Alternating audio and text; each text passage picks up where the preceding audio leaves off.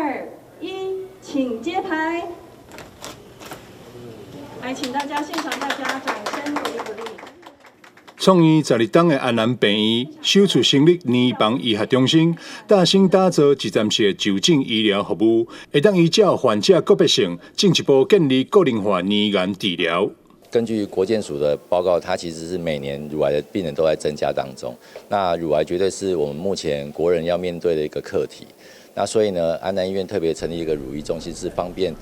大台南地区的民众能够就医方便，而且呢有专业的医师跟这个整个环境非常的舒适，让病人在就医的过程当中，能够除了得到更好的治疗以外，也有一个身心灵的一个所谓的疗愈的作用。那当然呢，大家知道乳癌其实是一个慢性病哦，目前来讲就是逐年增加，而且是大家存活期很长，所以大家也不用特别担心。那目前来讲有很多很新的技术，比如说包括化学治疗，然后荷尔蒙治疗、标靶治疗，甚至所谓的免疫治疗。根据卫生福利部资料统计，年癌是台南女性癌症发生率的第一名。安南病院院长林胜哲就呼吁，年房肿瘤跟年房检查并无困难，若是发现身体有异状，爱及早就医检查。赖总统上任以后，对于健康台湾的议题，其中一个叫乳房或者是癌症的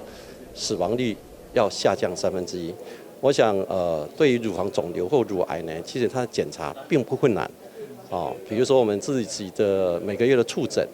还有做乳房摄影，还有做超音波，都可以做相关确定的诊断。需要的时候只是弄个小针穿刺一下，就知道病理报告是怎么样。所以呼吁所有的需要的民众，尤其是妇女朋友们，如果在自我检查摸到肿瘤，不要积极会医，应该赶快到医院来做相关的检查。那各地的卫生所其实每个月都有巡回车在很多活动中心或者机构做巡回的乳房摄影，也希望大家符合资格尽量参加。那也希望这个安南医院在这个创院12年来，整个把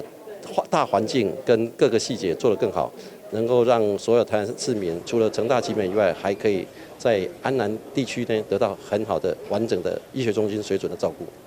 安南病院新设立的年房医学中心有隐私的就诊空间，影像检查嘛是独立的空间，会当提供患者安心并且舒适的就医环境。记者张世伟采访报道。